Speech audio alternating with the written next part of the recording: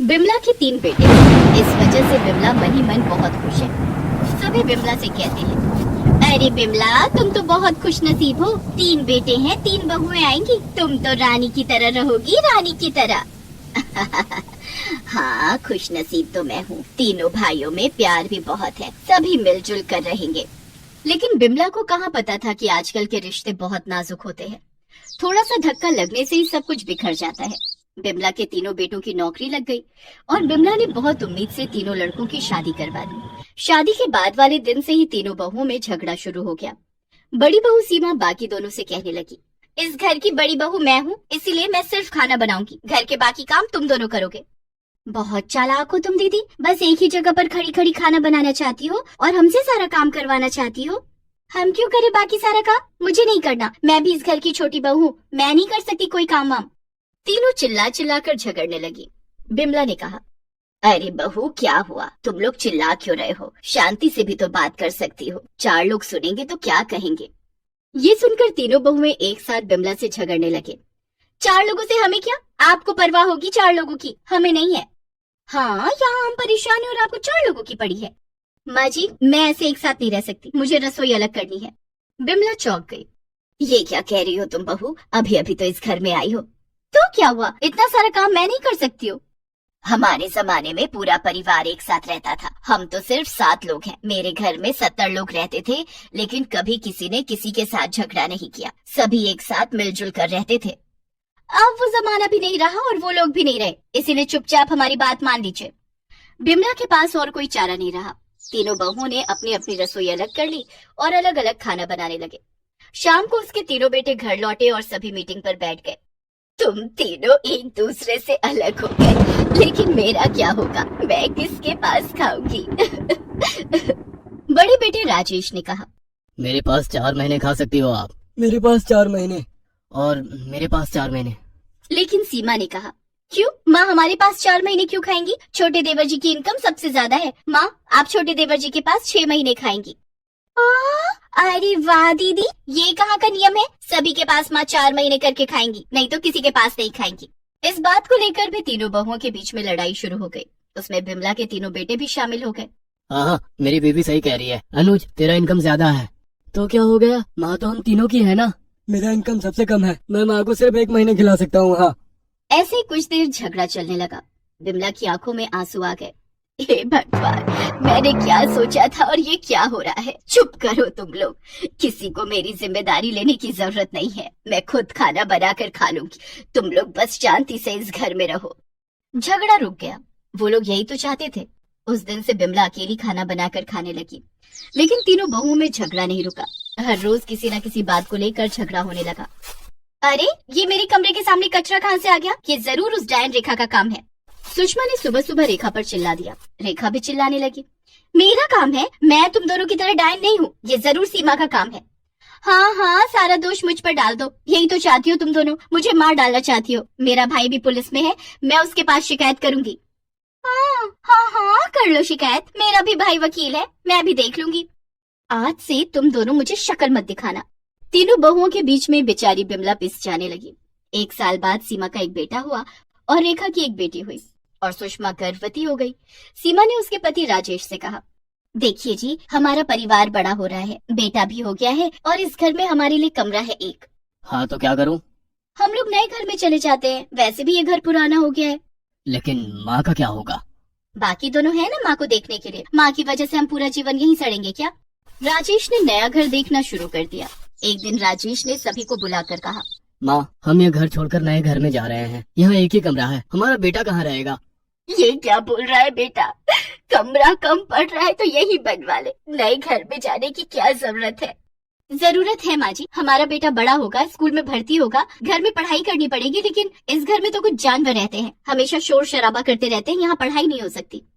ऐसी माँ की बच्ची, तूने जानवर किसको बोला? तू जानवर, तेरे घर वाले जानवर, तुम सब नरक के कीड़े हो, मैं भी ये घर छोड़कर चली जाऊंगी। हाँ जी सुनिए, आप भी नया घर ढूंढिए। मत जाओ तुम लोग, मैं यहाँ अकेली क्या करूँगी? भले ही तुम लोग एक दूसरे से अलग रहते हो, अलग खाना बनाते हो, लेकिन मैं मेरे बेटों के पास तो रहती हूँ ना, दिन में एक बार ही सही, लेकिन उन्हें देख तो पाती हूँ ना। अकेले इस घर में मेरा दम घुट जाएगा। नहीं माँ, रेखा ठीक कह रही है। मैं अभी इस घर में नहीं रहना चाहता हूँ। तो तुम लोग माँ को मेरे कंधे पर बैठाकर भागना चाहते हो? मैं ये होने नहीं दूंगा। मैं भी चला जाऊंगा यहाँ से। वैसे भी मैं तुम दोनों से ज्यादा कमाता हूँ। और इस तरह तीनों घर छोड़कर अपने अपने नए घर में चले गए। बिमला अकेली रह गई यहाँ। जिस परिवार को वो मजबूत समझती थी वो परिवार ऐसे कांच की तरह बिखर जाएगा ये उसने सपने में भी नहीं सोचा था। जिस परिवार को लेकर उसके मन में गर्व था, अहंकार था, वही परिवार टूटकर चूर चूर हो गया। अब रोने के अलावा बिमला कुछ भी नहीं कर सकती थी। हे भगवान, क्या फायदा हुआ 3 बेटे होने का। तीनों मुझे छोड़कर चले गए। अब मैं अकेली यहाँ पर क्या करूं? मैं बूढ़ी हो चुकी हूँ, ठीक से देख भी नहीं पाती। हे भगवान, मुझे उठा ले। बाहर अचानक से बारिश शुरू हो गई और अंदर बिमला की आंखों से बारिश की बूंदें टपकने लगी। बिमला को लगा जैसे कि कुछ अनर्थ होने वाला है। रात को बिना कुछ खाए वो सो गई। उधर उसके तीनों बेटे अपने अपने नए घरों में आराम से सोए हुए थे, लेकिन देर रात को तीनों ने एक ही सपना देखा। उन्होंने देखा कि वो लोग अपनी माँ की अर्थी को उठाकर रोते हुए शमशान की ओर जा रहे थे। तीनों की नींद टूट गई। माँ, कहाँ है मेरी माँ? ये मैंने क्या देखा? तीनों तुरंत उनके पुराने घर पर आ गए। उनकी बीवियां भी आ गई। उन्होंने देखा उनकी माँ बिस्तर पर सोई हुई है, लेकिन बेजान। बिमला के शरीर में आत्मा नहीं है। ये देखकर बिमला के तीनों बेटे और तीनों बहुएं रो पड़े। माँ, मेरी माँ, कहाँ चली गई तुम माँ? हमें माफ कर दो माँ, हमने आपको बहुत दुख दिया है। हम आपको छोड़कर चले गए। क्या इसी वजह से आप भी हमें छोड़कर चली गई माँ? माँ जी, माँ जी, हमें माफ कर दीजिए। बिमला का अंतिम संस्कार किया गया। माँ की मृत्यु होने के बाद तीनों को समझ में आया कि माँ की अहमियत क्या होती है। तीनों ने अपने अपने नए घर बेच दिए और पुराने घर में वापस आ गए। यही तो बिमला की आखिरी इच्छा थी। यही तो वो चाहती थी। जीते हुए ना सही, मरने के बाद वो अपने तीनों बेटों और तीनों बहुओं को एक कर गई। उसकी आखिरी इच्छा। कल्पना और कल्पना 2 सखी थीं। कल्पना की शादी अमीर घर में हुई थी और कल्पना की शादी गरीब घर में। ठंड का मौसम था। मकर संक्रांति का त्योहार आने वाला था। आसमान में छाए घने कोहरे और तेज बर्फबारी ने गरीब कल्पना की मुश्किलें बढ़ा दी थी। उफ, कितनी बर्फबारी हो रही है। सुबह के 7 बज गए, लेकिन ऐसा लग रहा है जैसे अभी भी रात हो। सड़क पर कुछ दिखाई नहीं दे रहा है। ऐसे में बंटी के पापा काम पर कैसे जाएंगे? कल्पना के पति राघव एक ऑटो रिक्शा चलाते थे। ठंड के मौसम में दिन में भी रात जैसे हालात थे। ऐसे में ऑटो चलाना उनके लिए काफी मुश्किल होता था। ऊपर से ठंड के कारण सवारियां भी नहीं मिलती थी। उस दिन कल्पना का मन बहुत घबरा रहा था। उसने देखा कि राघव काम पर निकलने के लिए तैयार हो रहा था। बंटी के बाबा, आज काम पर मत जाइए, बाहर बहुत ठंड है, बर्फबारी हो रही है, क्या पता कोई सवारी भी मिले या ना मिले। कल्पना, ठंड के मौसम में ये सब तो होता ही रहेगा। इस तरह काम छोड़कर घर पर बैठ जाऊंगा तो हमारी दाल रोटी कैसे चलेगी? अच्छा, अब मैं काम पर निकलता हूँ। राघव अपना ऑटो रिक्शा लेकर सवारी की तलाश में निकल पड़ता है। कल्पना के 6 साल के बेटे बंटी की स्कूल की छुट्टियां चल रही थी। बंटी अभी सो रहा था। कल्पना उसे जगाती है। बंटी, बंटी उठ जा बेटे, सुबह हो गई है। माँ, अभी तो रात ही है, सूरज तो निकला ही नहीं। बेटे, कोहरे के कारण सूरज दिखाई नहीं दे रहा है, तो उठ जा। देख, तेरे बाबा भी काम पर निकल चुके हैं, तू भी तैयार होकर पढ़ाई करने बैठ जा। कल्पना बंटी से बातें कर रही थी, तभी उसके फोन की घंटी बजती है। कल्पना ने देखा उसकी अमीर बहन अल्पना का फोन था। हेलो अल्पना, कैसी है बहन? मैं तो ठीक हूँ। अच्छा सुन, एक जरूरी बात बताने के लिए तुझे फोन किया है। कौन सी जरूरी बात? देख, कितनी ठंड पड़ रही है। आज रात मैंने अपने घर में विंटर पार्टी रखी है। मेरी सोसाइटी की सभी औरतें और बच्चे पार्टी में आएंगे। हम बोन फायर करेंगे और वहीं बैठकर खाना खाएंगे। तू जरूर आना और बंटी को भी ले आना। लेकिन अल्पना, मेरा आना अभी तय नहीं है। कल्पना, तू कितनी कंजूस है। अरे, अपनी बहन से मिलने के लिए थोड़े से पैसे नहीं खर्च कर सकती? ऑटो रिक्शा में थोड़ा सा पेट्रोल ही तो भरवाना पड़ेगा। इधर बंटी भी मौसी के घर विंटर पार्टी की बात सुनकर वहाँ जाने की जिद करने लगा। माँ, चलो ना मौसी के घर, मेरी स्कूल की छुट्टियाँ हैं, तुम कहीं घुमाने नहीं ले गई। मौसी के घर पर ही एंजॉय कर लूंगा ना। ठीक है अल्पना, मैं पार्टी में आ जाऊंगी। इतना कहकर कल्पना फोन रख देती है। लेकिन कल्पना को पता था कि जब वो राघव के ऑटो रिक्शा में बैठकर अल्पना के घर जाएगी तो अल्पना उसका कितना मजाक उड़ाएगी। ऐसा पहले बहुत बार हो चुका था। लेकिन बंटी के बार बार जिद करने पर कल्पना अपनी अमीर बहन अल्पना के घर जाने के लिए तैयार हो जाती है। शाम को जब राघव काम से घर लौटता है तो कल्पना उसे विंटर पार्टी वाली बात बताती है। कल्पना, आज कोई सवारी नहीं मिली। आज मेरी जेब में फूटी कौड़ी भी नहीं है। ऑटो में थोड़ा पेट्रोल तो है, लेकिन वो मैंने कल के लिए बचा कर रखा है। कोई बात नहीं बंटी के बाबा, मेरा तो वैसे भी पार्टी में जाने का मन नहीं था। माता पिता की बात सुनकर बंटी ने रोना धोना शुरू कर दिया और पार्टी में जाने की जिद करने लगा। कल्पना, मेरे ख्याल से तुम्हें पार्टी में अपनी बहन के घर जरूर जाना चाहिए। चलो, मैं तुम लोगों को वहाँ छोड़ देता हूँ। लेकिन कल आप काम पर कैसे जाएंगे? कल के लिए कुछ इंतजाम हो जाएगा, उसकी फिक्र तुम मत करो। पार्टी में बंटी का दिल बहल जाएगा। कल्पना और बंटी तैयार होकर ऑटो रिक्शा में बैठ जाते हैं और राघव उन्हें अल्पना के घर छोड़ देता है। अल्पना का घर एक आलीशान बंगला था। उसके पति काफी रईस थे। कल्पना जब ऑटो रिक्शा से उतरकर अल्पना के बंगले में जाने लगती है तो पार्टी में आए मेहमान उसे अजीब नजरों से घूरने लगते हैं। वे कल्पना और बंटी के सस्ते कपड़े देखकर मुंह टेढ़ा कर लेते हैं। इधर राघव बंगले के बाहर ऑटो लेकर खड़ा था। वहाँ उसे कुछ सवारियाँ मिल जाती हैं और उसकी कमाई हो जाती है। इधर पार्टी में, अरे कल्पना, राघव को कहाँ छोड़ दिया? वो बंगले के बाहर ही है। चलो अच्छा किया उन्हें बाहर छोड़ाई, इसी बहाने उन्हें सवारियाँ मिल जाएंगी। वैसे भी इतनी ठंड में उनकी कमाई कहाँ हो पाती होगी। सबके सामने अल्पना का इस तरह से कहना कल्पना को बिल्कुल भी अच्छा नहीं लग रहा था, लेकिन उसने कुछ नहीं कहा। सभी लोग घर के बाहर लॉन में बैठे थे जहाँ बॉनफायर हो रहा था। बंटी अल्पना के बेटे विकी के साथ खेल रहा था। खाने पीने का दौर शुरू हो गया था। तभी कल्पना ने अल्पना से कहा, अल्पना, अगले हफ्ते मकर संक्रांति का त्योहार है, क्या तू गंगा स्नान के लिए चलेगी?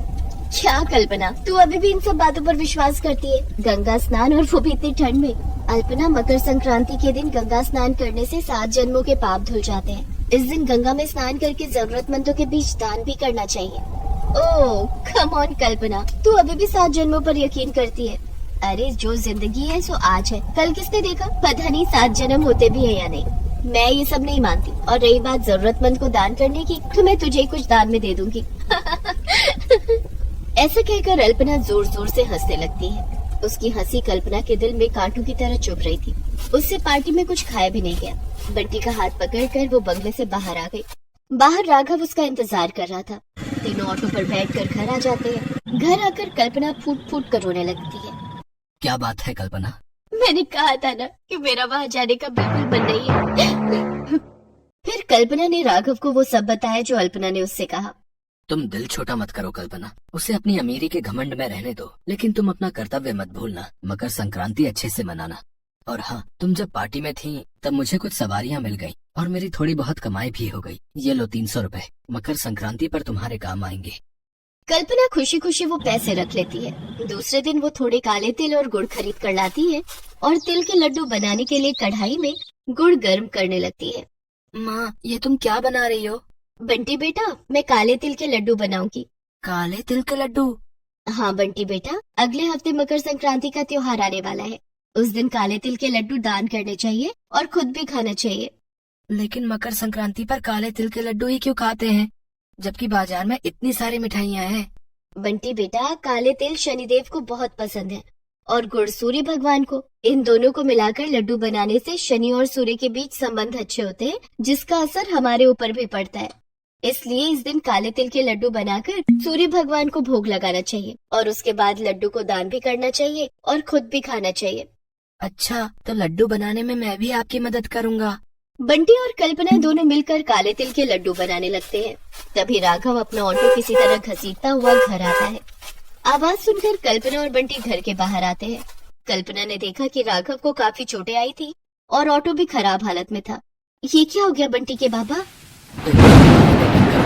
इसमें ऑटो टूट गया। वो भला आदमी था, उसने अस्पताल ले जाकर मेरी मरहम पट्टी करवा दी। ऑटो ठीक करने के लिए पैसे भी दे रहा था, लेकिन मैंने नहीं लिया। इसमें उसकी कोई गलती नहीं थी। कोहरा ही इतना घना है कि सड़क पर कुछ भी दिखाई नहीं दे रहा था।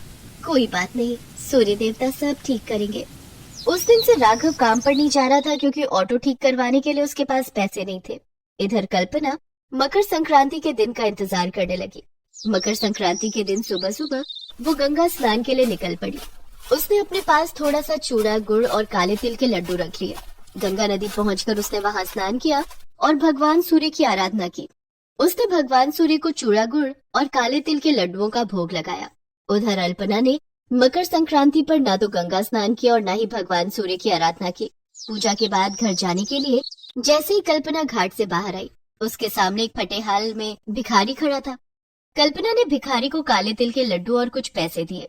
जैसे ही कल्पना ने भिखारी को दान दिया, भिखारी के शरीर से तेज प्रकाश निकलने लगा और वहां पर सूर्यदेव प्रकट हो गए।